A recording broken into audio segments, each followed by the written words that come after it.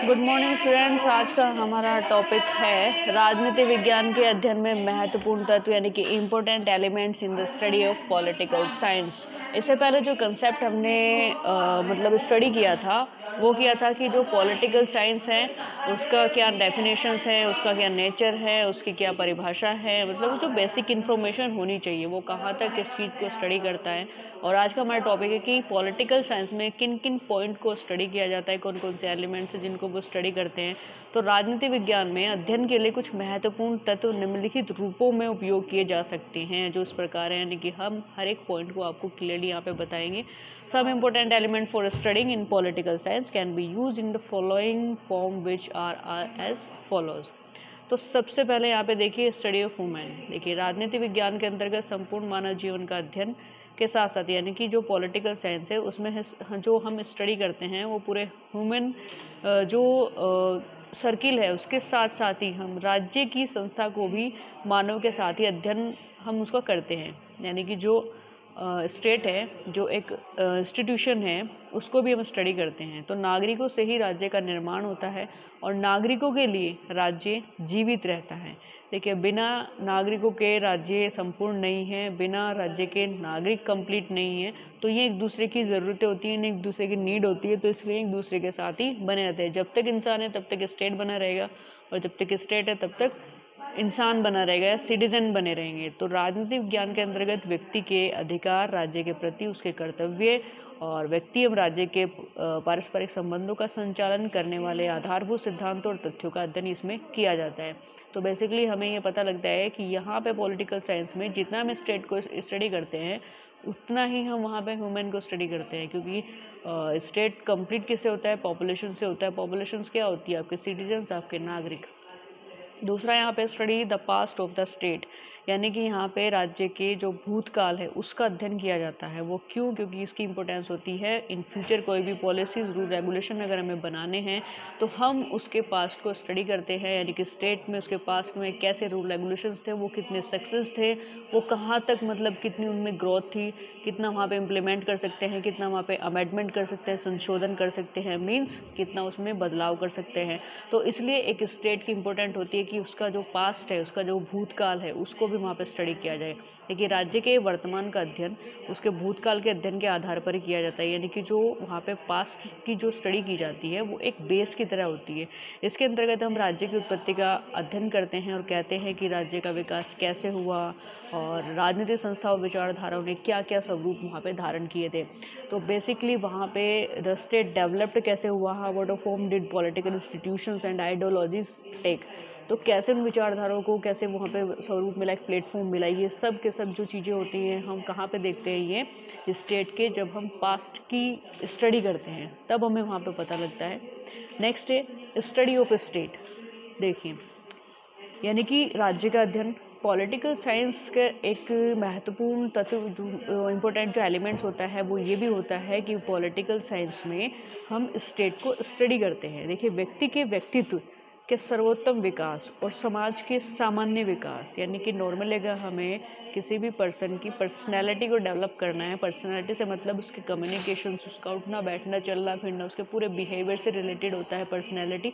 उसको अगर डेवलप करना है, ग्रोथ करना है, उसके साथ साथ ही जो सोसाइटी है उसको डेवलप करना है और समाज के कुछ मेन टारगेट होते हैं उनको अचीव करना होता है। तो राज्य एक मेन यूनिट होती है जिसमें रह कर कि वहाँ पे वो चीज़ें पूरी की जा सकती हैं।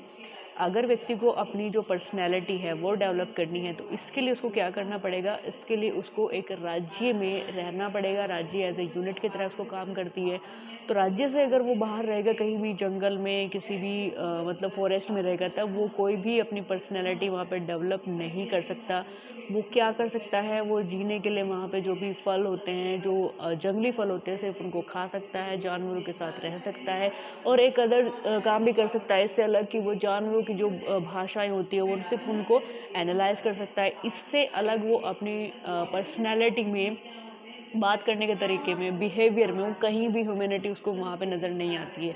उसके लिए हमें क्या ज़रूरी होता है? उसके लिए हमारे लिए ज़रूरी होता है एक स्टेट का निर्माण करना। तो बेसिकली वहाँ पे बहुत ही सुप्रीम यूनिट मानी जाती है।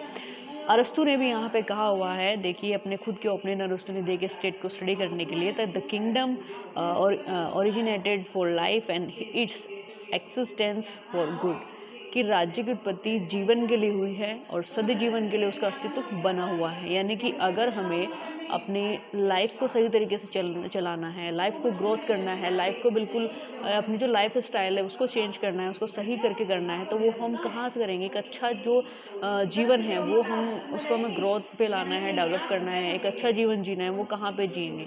तो वो हम राज्य के अंदर ही जी सकते हैं। तो वहाँ पे जो उसका अस्तित्व है वो बना हुआ है। तो बेसिकली एक इन्फॉर्मेशन है जो अरिस्टोटल ने अपने ओपिनियन में अपने वर्डों में यहाँ पे दी है। नेक्स्ट हम बात करते हैं करंट द स्टेट स्टडी, यानी कि वर्तमान जो राज्य है उसका अध्ययन इसमें किया जाता है। वर्तमान में राज्य का कैसे अध्ययन करते हैं, क्या इंपोर्टेंस होती है वर्तमान में?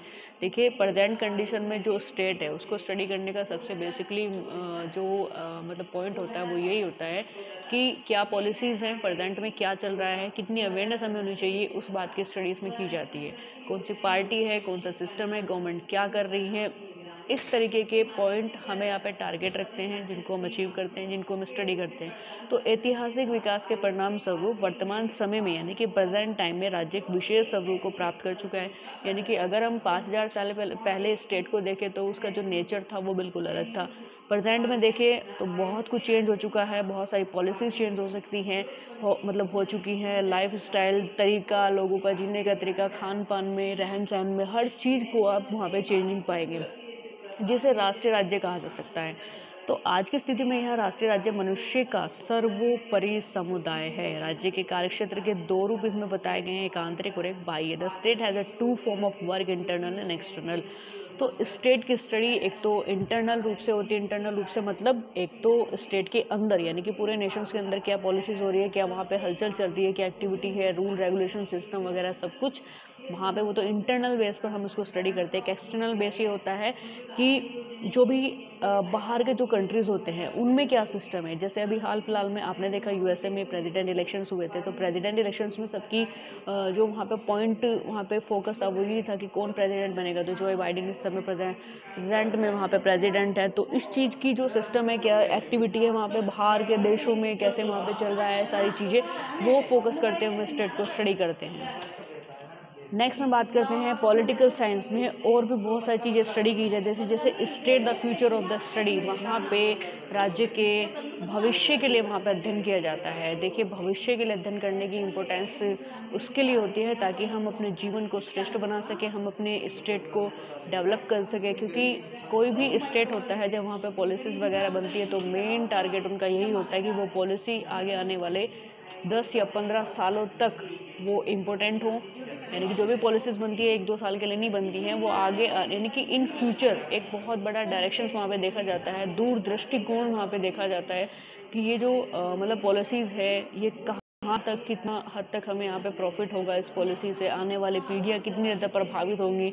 तो इस तरह से वहाँ पे जो स्टेट है उसका फ्यूचर को बेस बनाकर वहाँ पे स्टडी किया जाता है कि राज्य का जो अस्तित्व होता है मानव जीवन को श्रेष्ठ बनाने के लिए है। और क्योंकि क्योंकि और एक बात ये भी है कि अगर आज स्टेट काफ़ी हद तक डेवलप है तो वो आने वाले जो स्टेट होगा, आने वाले जो उसका मतलब सिस्टम होगा उसी स्टेट का, तो वो आज के समय में जो ये एक हिस्ट्री तैयार होगी वो काफ़ी हद तक एग्जांपल सेट करेगी कि हम ग्रोथ कैसे कर सकते हैं, डेवलप कैसे कर सकते हैं। तो एक बेसमेंट वहाँ पे उसका बन जाएगा, क्योंकि मानव जीवन की श्रेष्ठता की सीमा नहीं है, यानी कि लिमिटेशन नहीं है कि वो कितना आगे चल के कितना श्रेष्ठ हो सकता है।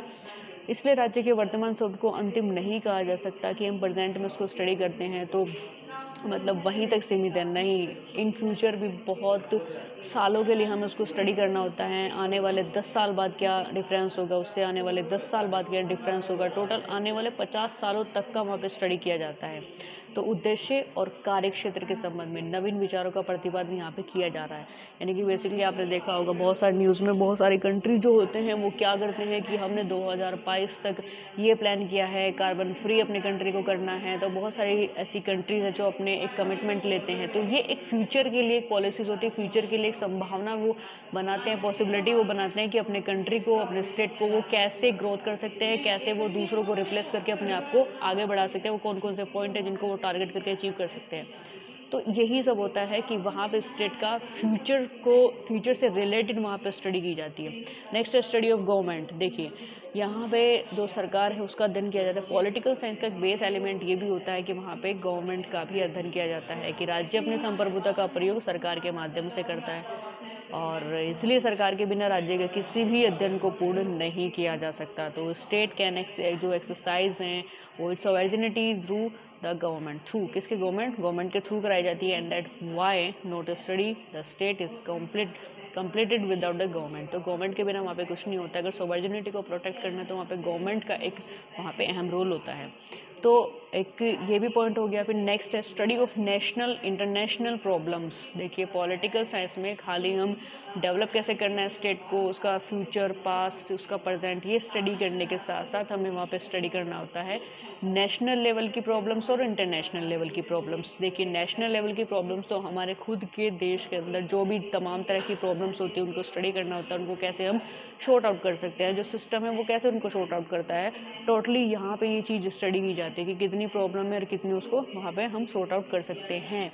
इसके अलावा इंटरनेशनल प्रॉब्लम्स यानी कि बाहर की, जैसे टेररिस्ट की प्रॉब्लम होगी और आतंकवाद से रिलेटेड बहुत सारी प्रॉब्लम्स है, क्लाइमेट से रिलेटेड बहुत सारी प्रॉब्लम्स है, जो पूरे वर्ल्ड में जितने भी कंट्रीज है वो सभी की प्रॉब्लम बनी हुई है। तो इंटरनेशनल जो भी प्रॉब्लम्स हैं उनको भी यहाँ पर स्टडी किया जाता है बेसिकली IR में, इंटरनेशनल रिलेशंस के बेस पर। तो आज के इस टॉपिक में हमने प्रॉपर रूप से आपको यहाँ पे मतलब समझाने की कोशिश की है कि राजनीति विज्ञान में किन किन चीज़ों का हम अध्ययन कर सकते हैं। तो ये एलिमेंट्स और पॉइंट के थ्रू मैंने समझाने की कोशिश की। इससे रिलेटेड और भी बहुत सारे कंसेप्ट हैं जो नेक्स्ट वीडियो में आपको मिलते रहेंगे। Thank you.